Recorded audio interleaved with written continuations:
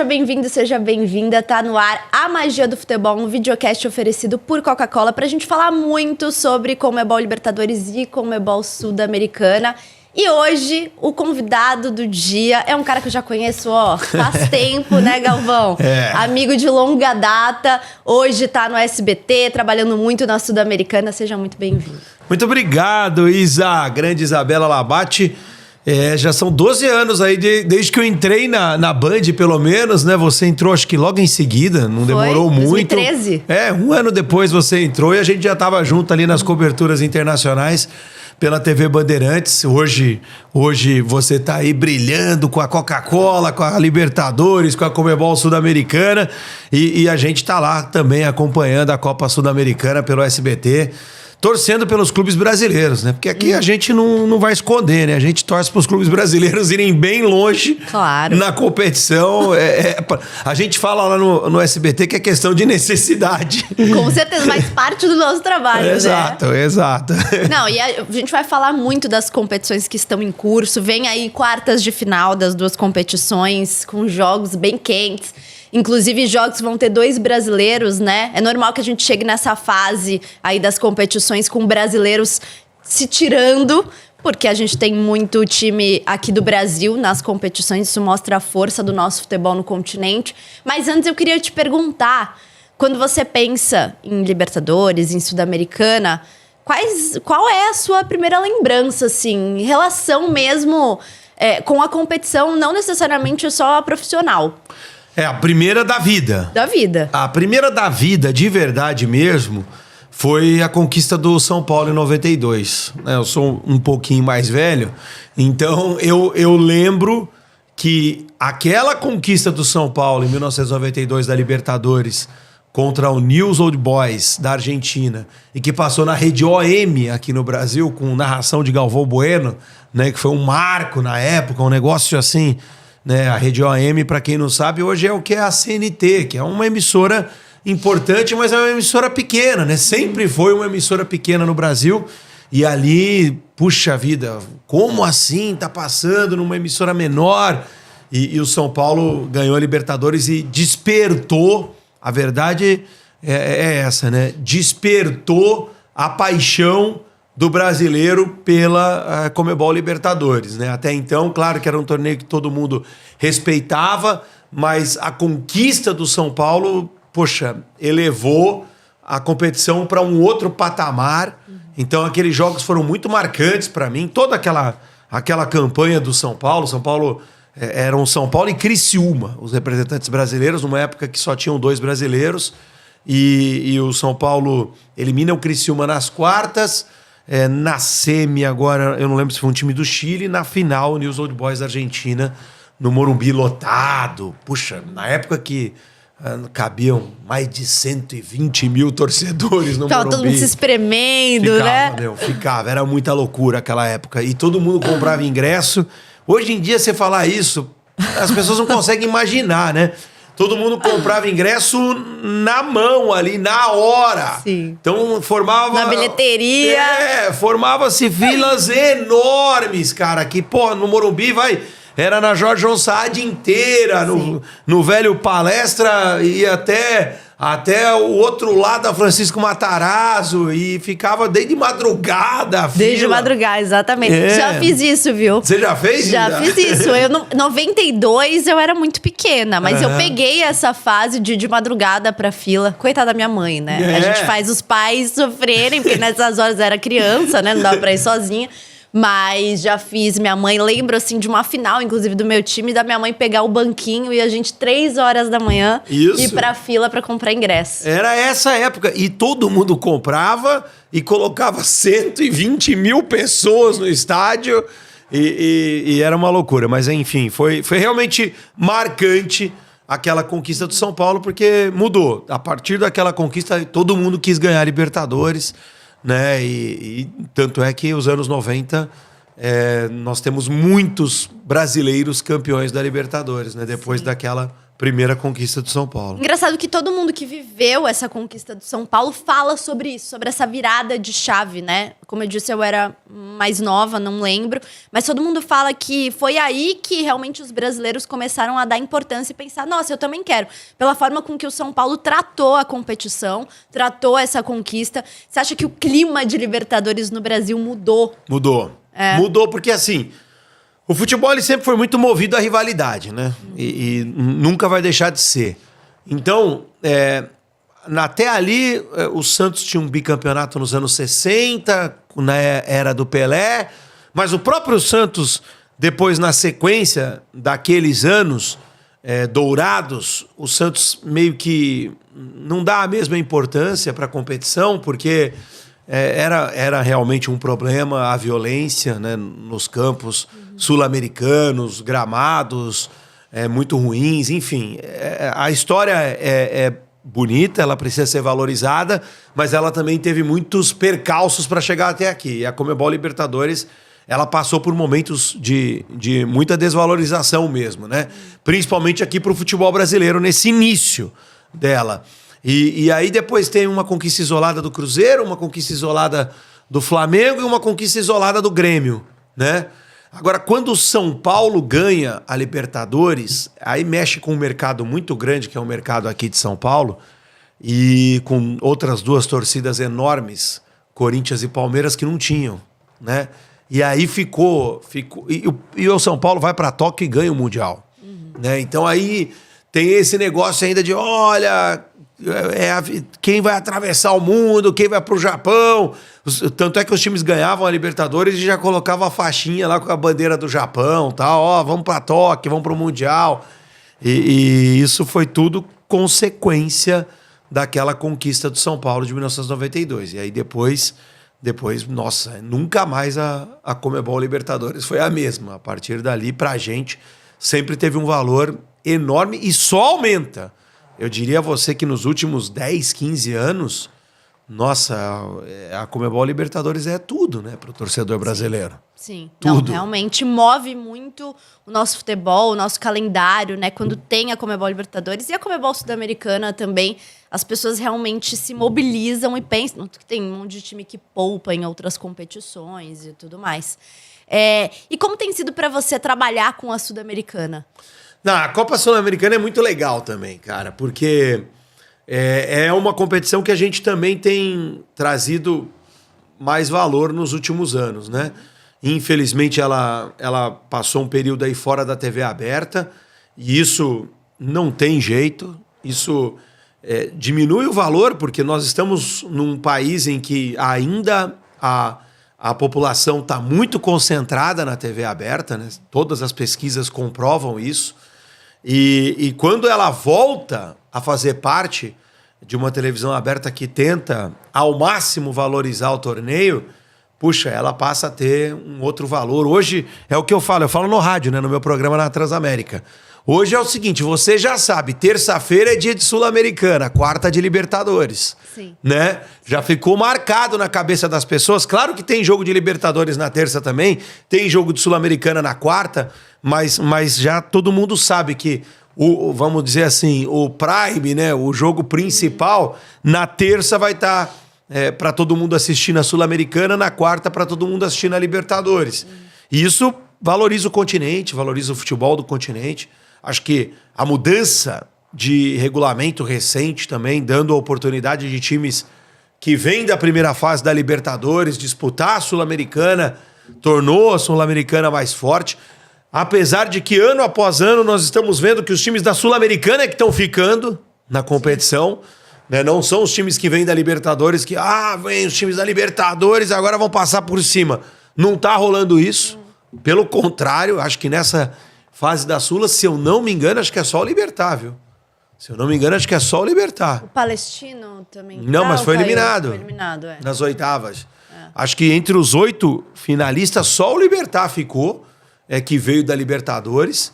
Então mostra como a Sula tá mais forte, cara. Como hoje a Conmebol Sul-Americana É uma competição de altíssimo nível. Até porque a Conmebol Sul-Americana hoje ela já começa com times muito grandes, né? Assim, se você for ver nesse ano, a gente já começou com o Boca Juniors, começamos com o Corinthians, com Fortaleza, com o Cruzeiro. São times que têm muito peso, Sim. né? Então, e a gente vê os times grandes do continente dando muito valor para essa conquista também. Quando o São Paulo perde a final em Córdoba, os São Paulinos ficam arrasados. Sim. Né? Sim. Porque, de fato, tem uma importância você voltar a marcar seu nome no continente, de alguma forma, né? Perfeito.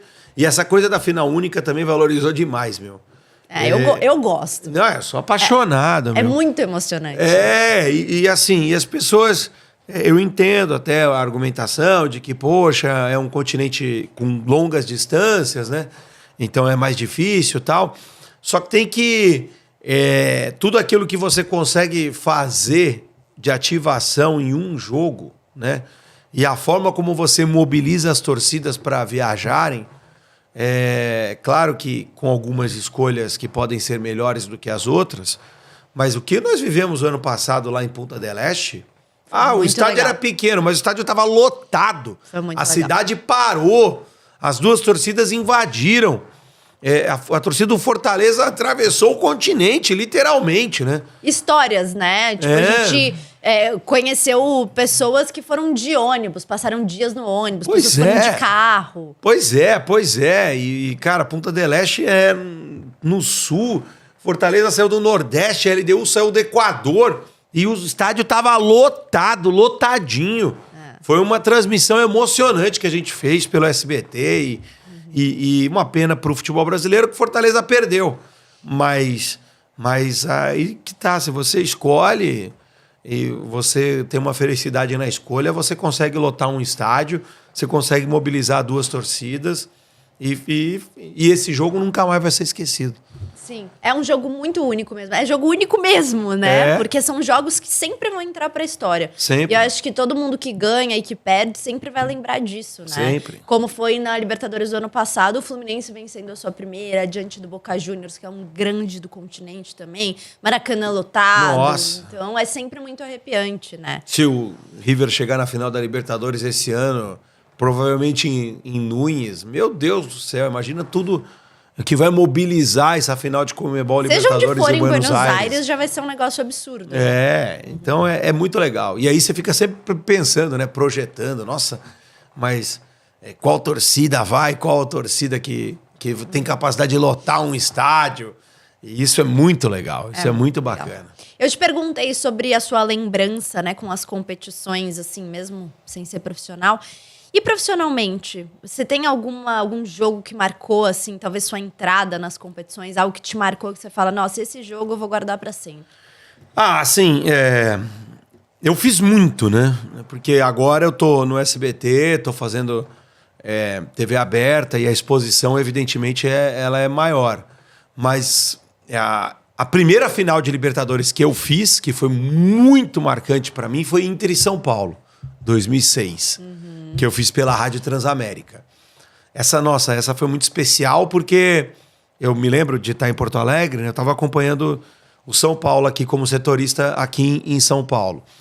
Mas eu lembro da torcida do Inter viver aquele dia de uma forma mágica mesmo, não tem outra expressão. Que era a primeira Libertadores deles e o Grêmio já tinha. Então era uma coisa assim que... os caras chorando, assim, sabe? Puxa vida, agora a gente também pode falar que é campeão da América e tal. Então, foi realmente muito especial. E aí tem as finais que eu fiz agora, recentemente, pela TV, que são muito marcantes, né? Tanto Palmeiras e Santos quanto Palmeiras e Flamengo. E eu fiz Flamengo e Atlético Paranaense também. Eu tenho uma coisa que essa eu vou levar pra mim, essa ninguém pode me tirar. Nas 3 finais de Libertadores que eu fiz, a gente sempre estava em 2 repórteres. Os 5 gols que saíram nas 3 finais saíram do meu lado. Que isso, Galvão? Não, então se meu time for pra uma final, aí eu vou pedir pra você estar do lado do gol que ele estiver atacando, hein? Cara, eu dei muita sorte. Os 5 gols foram do meu lado. Foram gol do Breno Lopes, gol do Rafael Veiga, gol do Gabigol, gol do Daverson e o gol do Gabigol contra o Atlético Paranaense. Todos os gols eu tava atrás do gol. Gente, que pessoa sortuda. Bom, vocês fiquem de olho aí, final da Sul-Americana, onde que ele vai estar, hein? Na final da Sula do ano passado, pra ser justo, foi 1-1, né? Eu tava do lado do gol do Fortaleza, mas não tava do lado do gol da LDU. Mas deu a sorte pro time brasileiro. Então tá tudo certo. O gol do Fortaleza foi aqui do meu lado. Muito bom, muito bom. Agora, você falou das finais aí que você fez. Tem a história do todos de pé, né? Sim. Na Libertadores, Palmeiras e Flamengo, né? Não, Palmeiras e River. Foi Palmeiras e River, é verdade. Foi Palmeiras e... Nossa, que esse jogo também... Na semifinal. Foi um negócio surreal, né? Você lembra, né? Conta aí pra gente de novo, porque viralizou isso. Viralizou. Essa história, poxa, vai me acompanhar, né? O resto da minha vida, né? Não tem jeito. Na semifinal, o Palmeiras tá perdendo o River Plate 2-0, 40 do segundo tempo, aquele sufoco, aquela loucura. Foi um negócio bizarro, E o Luiz Alano, que foi o narrador da transmissão do SBT, ele me pergunta uma pergunta óbvia, assim, como é que tá o banco do Palmeiras? Tipo, o clima, né? E eu olho pro banco, na época ainda pandemia, então a gente ficava na arquibancada, a gente nem ficava dentro do campo, né? Eu olho pro banco e eu vejo todos em pé.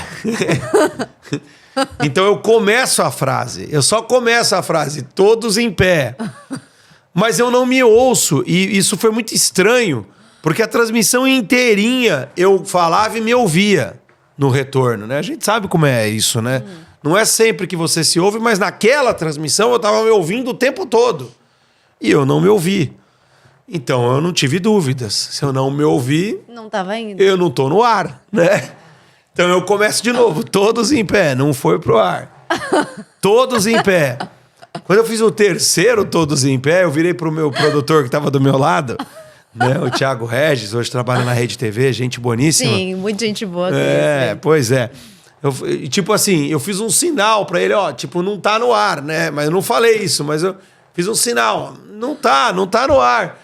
E falei, todos em pé de novo e não saiu, né? Então, enfim, eu falei 5 vezes, né? Eu falei 5 vezes. E quem tá em casa não entendendo nada, achando que você tava louco também, porque o jogo já tava louco, né? O meu chefe, né? Que é um dos caras mais legais que eu conheço, o Thiago Galassi, ele... Lá no Switcher, no SBT, ele vira pro pessoal e fala assim, tira ele do ar que ele enlouqueceu. Tira ele do ar que ele enlouqueceu. Muito bom. Mas assim, realmente, simplesmente eu achava que eu não estava no ar, né? E aí eu desligo o microfone, fico na minha, não foi pro ar, né? Eu não foi. E espero terminar o jogo. Quando termina o jogo, que já era 40 do segundo tempo, né? Quando termina o jogo, aí eu vou saber lá do meu produtor, na verdade eu vou conversar com ele, com o Thiago Regis. Falo, agora eu não sei que problema que deu que não foi pro ar agora no final. Você consegue ver aí o que aconteceu? Aí o Thiago diz, não, tava no ar. Eu falei, não tava, eu não tava ouvindo. Não, tava no ar, tava assim. Falei, como? Não, é que eles mudaram e aí você deixou de ouvir o retorno. Eu falei, mas agora? Aos 40 do segundo tempo e não me avisam, né?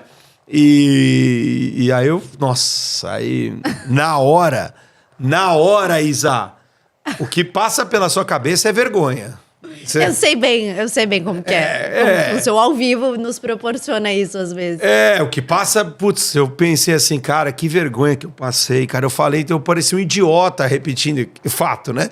De fato, eu parecia um idiota repetindo a mesma coisa. Cara, o que as pessoas estão pensando? Falhei, né? Aquela coisa você pensa assim, não, nunca mais vão querer esse repórter maluco, né? Aí só quando eu saí do estádio que eu tive coragem de pegar o celular. E aí eu vi que a galera gostou, né? Gostou. Eu acho que pelo clima do jogo meio que casou, né? E realmente tava todo mundo em pé, em casa, porque como era a pandemia, ninguém conseguia ficar no sofá naquele jogo. Foi um negócio, tipo, surreal. Imagino que pra você que tava dentro do estádio... Não, é verdade. Foi dos jogos mais... É que uma pena que não tinha torcida, porque se tivesse ia ser uma loucura ainda maior. Eu acho que o Palmeiras perderia se tivesse torcida. Pode ser, a gente nunca vai saber disso. Mas foi um negócio, assim, eu acho que dos jogos... foi um jogo histórico mesmo. Foi. Não, Pela forma com que foi, o Palmeiras conseguindo uma boa vantagem lá na Argentina e a gente pensando, bom, agora já era, né? Acabou. E aí chega aqui, o River amassa o Palmeiras, aqueles gols anulados, enfim, anulados corretamente, mas são as coisas que acontecem no futebol, né? Como aconteceu agora com o Palmeiras contra o Botafogo. Foi. Né? Que o Palmeiras tem o gol anulado no fim da partida. São coisas que acontecem no futebol, mas eu imagino que pra você tenha sido uma loucura ter vivido isso, né? Foi demais. Foi muito legal. E assim, e no final, quando eu vi a repercussão, que tinha sido uma repercussão positiva, né? Apesar de demonstrar... Virou um negócio engraçado. Uma certa loucura ali no momento, mas a galera levou na boa. E assim, e os mais experientes entenderam que tinha um problema, né? Uhum. Então, que não era uma coisa assim que o repórter tinha. Tava maluco, o gerente enlouqueceu, todos em pé. Os mais experientes falaram isso, mas acabou sendo muito engraçado. Eu fiquei até... Aquela noite eu fiquei até 5 horas da manhã vendo os memes que os caras fizeram. A internet é boa, né? Nossa! Quando é pra internet ser boa, a internet é boa. Rolou muito meme. E o que eu recebi de mensagem assim de gente... Olha, eu não entendi nada, eu só sei que eu fiquei em pé na hora. Parecia uma ordem. Beleza, você mandou, eu vou ficar. Mas vou te falar, esse dia, se a pessoa não tava em pé, ela tava deitada no chão, estirada. Porque assim, quem torcia pro Palmeiras tava passando mal, via a hora de eu acabar, o jogo não acabava. E quem não torcia pro Palmeiras, tava torcendo contra o Palmeiras, também tava desesperado. Foi isso mesmo, foi muito louco, cara. Foi um negócio maluco, esse jogo. Coisas que a Libertadores nos proporciona, né? Eu acho que assim, é claro que todos os campeonatos têm sua emoção e tudo mais. Mas não sei se você tem essa mesma impressão de que as competições continentais, elas têm uma magia tão forte, mexe tanto com a paixão do torcedor, que tem emoções específicas que você só vive sim. nelas. O mata-mata, de forma geral, ele já tem esse componente, né? E aí você tem coisas muito imprevisíveis. Vamos pegar aqui a última semana da Copa Sul-Americana. Os últimos jogos, né? Puxa, que foi aquele Corinthians e Bragantino? Classificação na mão do Corinthians. Corinthians dando um baile no primeiro tempo, todo mundo tranquilo. Bom, na minha cabeça, eu tô trabalhando na transmissão já pensando na próxima fase, como é que vai ser a sequência, né? E aí, daqui a pouco, 3 minutos, o Bragantino vira. E aí, nos pênaltis, o Bragantino tem a chance de classificar e aparece no último pênalti dos 5 previstos a figura do goleiro do Corinthians, que aí ele vai pegar 3 seguidos. Né? Quer dizer, ele passa 4 pênaltis sem pegar nenhum, aí chega no 5º pênalti, ele pega e de repente ele pega 3 seguidos e classifica o time. Né? É uma história que é isso que você falou, são histórias muito singulares, né? Poxa, Cruzeiro e Boca, o Cruzeiro teve um jogador a mais desde do primeiro segundo de jogo. 10 segundos de jogo. Aí o Cruzeiro faz 2-0 com 20 minutos, mas acabou o jogo. Acabou. Goleada. Não vai ter como o Boca segurar. Aí o Boca, de repente, diminui, leva para os pênaltis, aí fica aquela coisa, nossa, agora o Cruzeiro perdeu a chance de eliminar o Boca 90 minutos com 1 a mais. Aí o Boca perde nos pênaltis. Que é uma coisa que a gente é bem difícil, né? No Exato. ano passado, na Libertadores, todas as fases, o Boca usou esse artifício, porque sabia que era bom, tinha um goleiro bom nos pênaltis. É isso. E aí tinha o Cássio de um lado e o Romero do outro. O Cássio que, poxa, já tem fama de pegar pênalti contra o Boca, né? Nos confrontos que ele fez contra o Corinthians. Aí o Romero que pega 1 milhão de pênaltis, chega na disputa de pênaltis, nenhum pega nenhum. Sim. Termina porque o Merentiel chuta a bola pra cima. Não, e é engraçado como o futebol tem interligações inusitadas, né? Porque vai o Cássio, que era o goleiro do Corinthians, que tem uma baita história com o Corinthians, que sempre pegou pênalti, mas que no fim não pegou nenhum pênalti nessa disputa, contra um cara que jogou no Palmeiras, né? Que é o Merentiel, e o Palmeiras tem esse histórico também de não ir tão bem em pênalti, e justamente o destino faz com que o Merentiel erre o último pênalti. É incrível, é incrível. E o Cruzeiro avança para as quartas. Então realmente é especial, né? Uma competição como essa. E você citou Palmeiras e Botafogo, cara, o que foi aquilo? Foi uma loucura, né? Então, Foi outra loucura. Aí a gente já fica ansioso pelos próximos. Com certeza. Não, eu assim, acaba a semana de Libertadores e Sul-Americana, eu já tô pensando na próxima. É isso. É muito gostoso trabalhar, viver isso, né? Pra mim, assim, pro torcedor também é especial, mas pra gente que trabalha também é muito especial. Muito, demais, demais. E viver esses jogos dentro do campo, pra mim é um grande privilégio. Não sei se pra você também você enxerga isso, porque eu acho que toda a atmosfera que envolve o jogo, você tá dentro do campo, tá vivendo ali aquilo de perto. E para mim, assim, o que me chama muito a atenção é você escutar a torcida dentro do campo. Sim. Né? É emocionante, é emocionante. E essas finais únicas, pra mim, tornaram a emoção maior. Que de você estar num estádio dividido, tão longe dos seus locais de origem, é muito legal. Tanto as 3 que eu fiz de estádio dividido, uma nem tanto, Guayaquil, Flamengo e Atlético Paranaense, realmente ficou difícil a logística para as 2 torcidas irem até lá, mas Palmeiras e Flamengo e agora Fortaleza e LDU foram finais muito legais. Muito especiais mesmo, assim. De viver, de fazer, de sentir. Sim. E de tentar se conectar com aquelas pessoas e com aquilo que elas estavam sentindo. Não, realmente tem muita emoção envolvida. Falando de Sul-Americana, a gente vai ter um confronto agora brasileiro, que é um confronto que se repete. No ano passado também aconteceu na semifinal, que é um Fortaleza e Corinthians, de 2 torcidas muito apaixonadas. O que você espera desse jogo? Eu acho que vai ser um confronto bem equilibrado, viu? Eu acho que mais equilibrado do que foi no ano passado. Você acha? Mesmo o Corinthians em crise. Então, curioso, né? Porque, assim, o Corinthians hoje tá pior, né? É só olhar pra classificação do Campeonato Brasileiro do que tava ano passado. E o Fortaleza tá melhor do que tava ano passado. Líder do Brasileirão hoje. Então, os 2 times estão em estados diferentes. Porém, o jogo do Corinthians hoje, ele é mais competitivo do que era no ano passado. É um jogo em que ele consegue equilibrar melhor as forças, principalmente fora de casa, que foi onde o Fortaleza passou por cima do Corinthians no ano passado. E tem mais um detalhe. A decisão é em São Paulo. É em São Paulo. É em São Paulo. Então, mas o Corinthians perdeu agora pro Bragantino. Mas é outra situação. Era um jogo que o Corinthians já tinha entrado com a vantagem. Já estava ganhando, já pode ter dado ali uma relaxada, 3, 4 minutinhos. Quando você entra precisando fazer o resultado com a sua torcida a favor, essa é uma vantagem que você tem. Né? Como foi para o Fortaleza no ano passado. Então, eu vejo um confronto muito equilibrado. Para mim é meio a meio, viu? Não tem favorito. E tem 2 argentinos, né, que estão nos seus clubes, claro, com histórias diferentes, que comandam os seus times.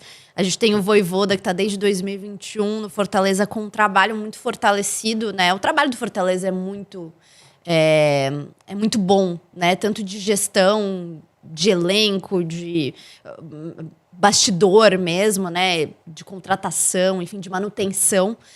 E do outro lado, a gente tem o Corinthians, que tem uma história um pouco diferente, mas que traz um cara, que é o Ramon Dias, que também tem muita história sul-americana. É um cara que é ídolo do River Plate, ganhou muito. Você acha que tem um dedinho dele aí nisso, nessa questão da competitividade do Corinthians hoje? Tem. Com certeza. Eu acho que passa por ele também. Por ele e pelo filho, né? Porque os 2 meio que trabalham juntos, né? Eu brinco nas transmissões que é a família Dias. A família Dias escolheu ali, ó. Vai entrar o Wesley agora. Mas, enfim, passa sim por eles. E no jogo que teve no Campeonato Brasileiro entre as 2 equipes, apesar da vitória do Fortaleza, o Corinthians jogou melhor. Sim, o Corinthians foi bem mesmo. Teve oportunidades, né? Então, isso não tira nada a qualidade do trabalho do Juan Pablo Vojvoda, que o que ele faz é histórico. Claro. E seria também uma história bonita para o Fortaleza poder voltar a uma final de Sul-Americana um ano depois de perder do jeito que perdeu, que doeu muito, né, nos pênaltis. Podendo fazer o pênalti do título, né? Então, nossa, dói demais isso, né? A gente sabe que para o torcedor esse sentimento não passa. Ele vai ficar lembrando disso. Se o Fortaleza não ganha, Nossa, vai ficar lembrando disso anos pra frente. Então seria uma história muito bonita também do Vojvoda levar de volta o Fortaleza a uma final, mas para isso vai ter que passar pelo Corinthians e não acho que vai ser fácil, não. Não, são dois gigantes, né? Dois times muito grandes, dois times que têm um peso. Acho que talvez seja dos confrontos mais equilibrados que a gente vai ter nessa fase de Sul-Americana. Agora, pensando nas chaves e tudo mais, a gente quer um brasileiro na final. Ah, sim! Qual que é o time brasileiro que você enxerga hoje que tem mais condições, pelo que tem apresentado, pelo chaveamento, enfim, de chegar à final da competição? Não, eu acho que pelo chaveamento é o Cruzeiro, né? Porque o Cruzeiro pega o Libertad tem um bom time e tal, mas até passa por um momento de instabilidade lá no campeonato local deles, o Paraguai, então acho que o Cruzeiro tem boa chance. E aí, se ele passar, ele pega Lanús ou Medellín, né? Acho que o Cruzeiro tem boa chance, mas é aquela coisa, por via das dúvidas, tem que torcer muito pro Atlético já eliminar o Racing, que aí já tem um garantido, né? Que vai ser um jogo dificílimo também. Nossa. O Racing tá muito bem. O Racing venceu tranquilamente o Huachipato, que deu canseira pro Grêmio. Na Libertadores. Venceu o Grêmio na Libertadores em casa. Então o Racing tá muito bem. Pra mim é um dos fortes concorrentes. Não, tá bem mesmo. É a melhor campanha da Sul-Americana. Hoje um dos primeiros colocados do Campeonato Argentino. Tá com um time jovem, time bom. Mas se o Furacão passar, a gente já tem garantido um brasileiro. É verdade. Olha, com todo respeito ao Racing, mas nós somos brasileiros, então a gente vai torcer pro nosso lado aqui, entendeu? É isso. E de Libertadores, se você tivesse que arriscar uma final hoje... Eu acho que o River vai passar. Eu acho que é duro dizer isso, né, para as torcidas de Atlético Mineiro e Fluminense, que estão no mesmo lado da chave, mas me parece que o River é o favorito daquele lado. Né? Pega agora o Colo-Colo, deve passar, e aí, seja qual for o brasileiro, nenhum tá jogando tão bem nessa temporada, né? Nem o Atlético Mineiro, nem o Fluminense. Mas, claro, Libertadores é tudo diferente, pode, sei lá, entrar alguma mágica. Tem a questão do River ter tido a melhor campanha da primeira fase, então, com certeza, passando vai definir a semifinal em casa. Exato. E essa motivação de jogar final em casa. Galhardo de volta, que tem um peso muito grande pra eles, né? Vai ser complicado. Passaram também o time. Vai ser complicado tirar o River dessa final. Eu vejo dessa forma. Agora, do outro lado, amigo... Nossa, mãe. Aí é difícil, hein? Desde que saiu o sorteio, né? Na hora a gente olhou pro outro lado e falou... esse lado aqui pegou, né? Porque a gente teve Palmeiras, Botafogo, São Paulo, Flamengo. Você tem um Peñarol que tem um peso também, né? Apesar do futebol uruguaio não estar vivendo o seu melhor momento. Mas, querendo ou não, é sempre difícil jogar lá no Uruguai com a torcida do Peñarol contra. Lembrando que o Flamengo faz o segundo jogo lá, nas quartas de final. Mas realmente é difícil, né? Mas se você tivesse que apontar um hoje, pelo futebol que tem jogado... Muito complicado. Nossa, muito. Eu acho que quem passar de São Paulo e Botafogo, pode ser assim a resposta? Pode ser. Porque eu vejo hoje quem passar de São Paulo e Botafogo passando muito fortalecido. Muito. Chegando muito grande na semifinal, sabe? Sim, eu imagino pro botafoguense, né, que passou o ano passado... Incrível, né? Uma decepção enorme no Campeonato Brasileiro, né? Tendo toda a vantagem. Eu imagino se o Botafogo chegar nessa final de Libertadores, o que vai ser. Porque simplesmente o Botafogo, para chegar na final da Libertadores, tem que ter eliminado o Palmeiras, que criou-se essa rivalidade, principalmente esse ressentimento da torcida do Botafogo, porque no fim o título acabou ficando com o Palmeiras, né? Do Brasileirão. Então, eliminando o Palmeiras, que já é um alívio para eles, eliminando um São Paulo, que também é... Aliás, os 3 times tricampeões, né? Exato. E, eventualmente, se o Flamengo passar do Peñarol, pegando um rival regional, o Flamengo, que também é tricampeão, chegar à final pro Botafogo vai ser enorme. Nossa. Enorme. Não, e o Botafogo, se você parar pra pensar, desde o ano passado, desde tudo que aconteceu, o Botafogo teve que superar muita coisa, né? Quer dizer, o Botafogo teve que disputar a fase preliminar da Libertadores. E aí tem que passar por um Bragantino. Aí o Botafogo, na primeira fase, ele perde os 2 primeiros jogos. Ele tem que dar a volta por cima. Perdeu em casa pro Atlético Júnior da Colômbia. Então, cara, com certeza essa história seria grande, mas e pro São Paulo, né, depois de quase 20 anos, voltar a ganhar uma Libertadores, para esse Flamengo multicampeão, enfim. Mas eu acho que sai de São Paulo e Botafogo. Tá bom, então o finalista desse lado. Vou aceitar a sua resposta. Então talvez o que vai ter de River e São Paulo ou um River disso. E Botafogo. Fechado.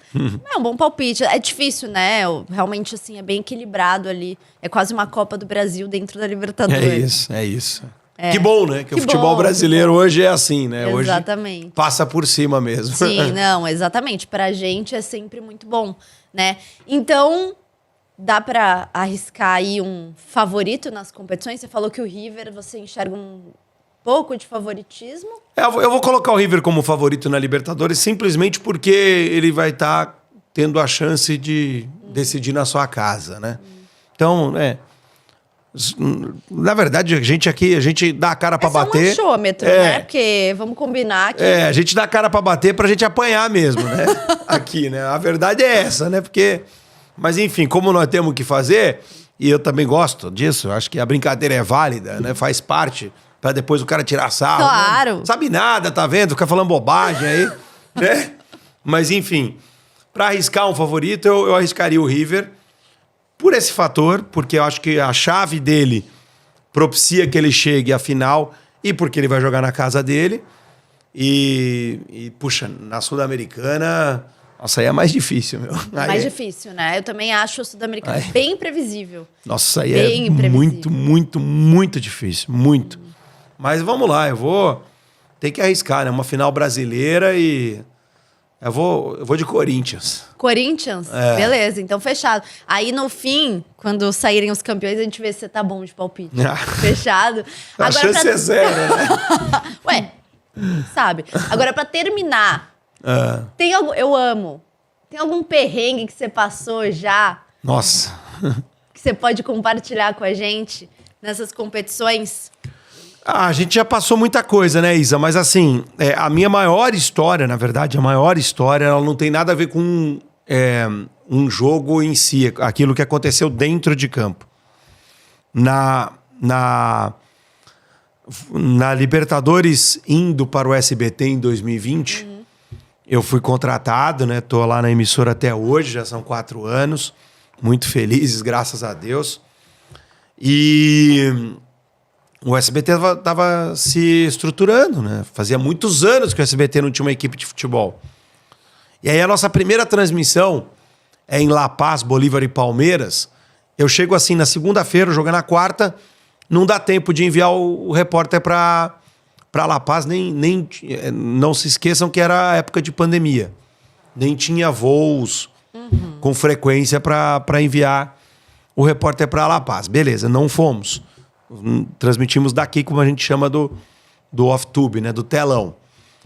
E aí o próximo jogo, na semana seguinte, é Guarani do Paraguai e Palmeiras, em Assunção. Aí esse jogo, a gente se programa, a gente tem tempo, vamos enviar o repórter. Mas como é que vai enviar o repórter? O Paraguai fechou o aeroporto na pandemia. Não podia viajar de avião. Mas é o Paraguai, então vamos mandar de carro. Então como é que vai fazer? Vai até Foz do Iguaçu, de avião, e aí atravessa a fronteira de carro. Mas o governo paraguaio não queria aceitar sem a quarentena, aquela coisa toda, tal, por conta da pandemia.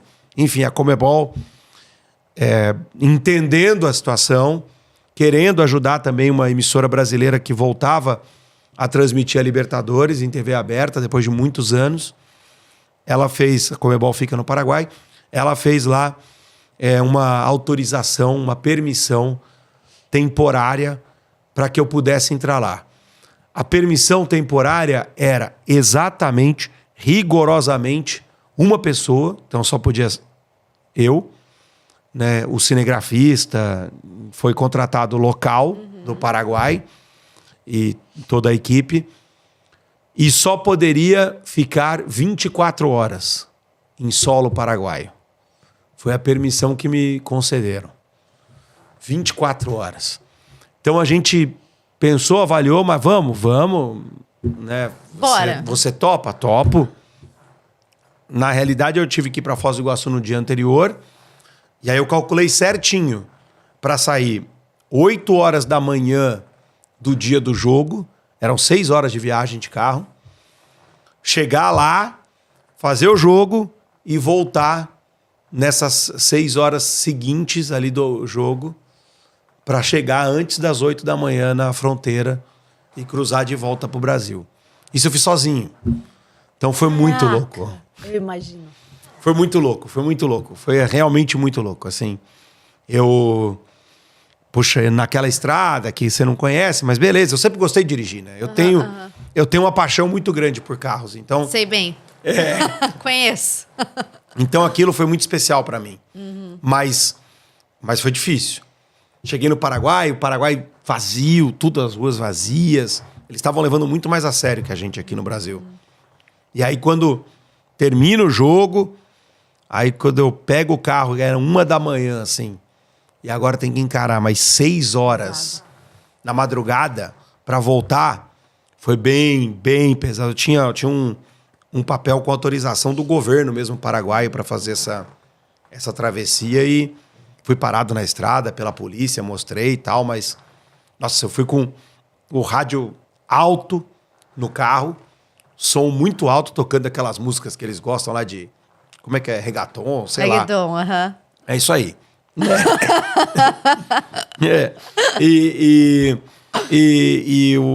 A janela aberta, as duas, aliás, os 2 vidros abertos pra ficar batendo muito vento na minha cara, assim, eu escutando o rádio muito alto pra conseguir chegar. E cheguei bem, graças a Deus. Ela tá aqui hoje e tem uma boa história pra contar. É né? isso. Uma bela isso. de uma aventura. E naquele jogo, eu era o único brasileiro no estádio que não era da delegação do Palmeiras. O único naquela arquibancada ali. Na verdade, tinham 3 jornalistas paraguaios e eu.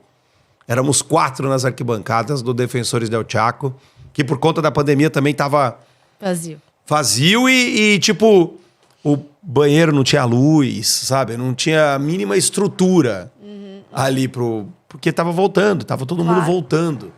Então foi muito louco aquele jogo. E quanto foi o jogo? 0-0. Fez esse perrengue pra não ver um golzinho. Não, foi 0-0. Sacanagem. Mas, assim, uma bela de uma história pra contar. Coisas que a gente faz pela Conmebol Libertadores. É isso. A grande história desse jogo, aliás, foi a estreia do Danilo na Libertadores com o Palmeiras. Que depois foi só história, né? Que jogador. Que, aliás, o palmeirense ainda tem bastante saudade. Espero que ele se recupere, porque teve uma lesão importante agora, né? Lá na Inglaterra. Pra finalizar mesmo, o que a Conmebol Libertadores e a Sul-Americana representam pra você? Nesse momento, acho que representa muitos sonhos, né? Meus também, de tudo aquilo que eu já vivi, de tudo aquilo que eu consegui fazer, histórias e gratidão mesmo. Gratidão, acho que a gente tem que agradecer as coisas que a gente conseguiu na vida, né? Poxa, uma família. Eu acho que foi muito por conta da Conmebol Libertadores, da Conmebol Sul-Americana, que eu consegui hoje ter uma condição legal para oferecer para as minhas filhas. Então, a gente se move pelo futebol, né?